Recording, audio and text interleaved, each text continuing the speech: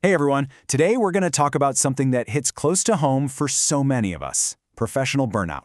But we're not just going to sit here and talk about the problem. Nope, we are going to walk through a super practical guide to turn that daily exhaustion into real, lasting renewal. Okay, let's just start with this because it's so important. My worth is not defined by my output. Really let that sink in.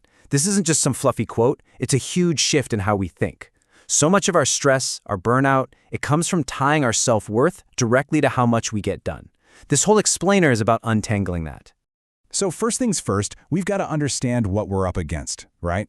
That's what this first part is all about, the modern work drain. Because you can't really fix something until you know where it's coming from. And here's the thing that's so validating. It's not just you. It's not in your head. The way modern work is set up, it is demanding. It's designed in a way that can absolutely drain your energy. And yeah, over time, it can make you feel completely disconnected from why you started doing what you do in the first place. But okay, that's enough about the problem. Let's get to the good stuff, the solution. That brings us to our next section, a path to renewal. And this is key, what the subtitle says here. This isn't about quitting your job or finding some escape hatch. It's about making a shift inside yourself that completely changes how you show up to work. So what even is professional renewal? Well, I think the most important words here are ongoing practice. This isn't a one-and-done kind of thing. It's about the small things you do every day, these little mindful moments that add up to restore your energy and help you feel like yourself at work again. All right, time to get practical. How do we actually start doing this? Well, our first tool is something called transformative breathing. And the best part? You can do this literally anywhere, at your desk, in your car, wherever you can grab just a couple of minutes to yourself. And this just shows how simple it can be. Let's do a quick walkthrough. So step 1, you inhale, but you do it with a purpose. You're imagining you're pulling in fresh, new energy for your work.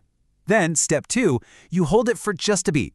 And in that pause, you remember that quote from the beginning. Your worth is built in, it's not based on your to-do list.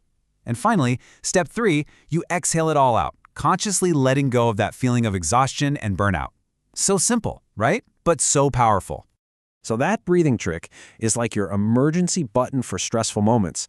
But what about building resilience for the long haul? That's where this next section comes in. Your daily well-being toolkit. We're talking 5 small, totally doable habits you can weave into your day. First up, morning intention setting. Seriously, before you even crack open your laptop, just take 2 or 3 minutes. Think about how you want to feel today. This isn't about your task list, it's about setting the whole vibe for your day before it runs away from you. Next, the midday breath break. I love this one. Think of it as your personal reset button right in the middle of the chaos. The second you feel that tension building up in your shoulders, just pause. 5 deep breaths. That's it. It just breaks the stress cycle and brings you back to center. Practice 3 is the end of the day release. This is so important for actually having a life outside of work. It can be anything, as simple as closing your laptop and taking one big, deliberate breath, or tidying your desk. The point is to create a clear signal to your brain that says, okay, work is done now. All right, number 4 is all about changing your focus. It's so easy to get stuck on everything that went wrong in a day, right? So this practice is simple. Take a minute to find 3 positive things. Maybe a colleague was super helpful, or you figured out a tricky problem.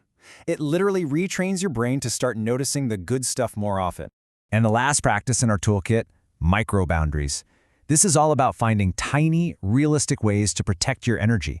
Maybe it's deciding not to check your email for the first half hour of your day, or actually taking a real lunch break away from your computer. These little things seem small, but they add up to save you a ton of energy. Okay, so you're trying these things, but how do you know if it's, working? That's what our last section is all about, the signs of success. But before we just list them off, let's pause on this question. What would renewal actually look like for you? What would it feel like? Having your own picture of that is a huge motivator to keep going. So here are some of the things you might start to notice. It probably won't be all at once, but you'll feel little shifts. Maybe a little less anxiety before that weekly meeting. Maybe you bounce back from a tough day a little quicker. You might find it's easier to say no and protect your time. And maybe the most important one, you start being a little kinder to yourself about your work. And that really brings us to this final thought, which is just beautiful. Renewal isn't some destination you have to fight to get to. It's right here, right now. It's available in any moment you choose to take it. It's a choice you can make with your very next breath. So the only real question left is, what are you going to do with that opportunity?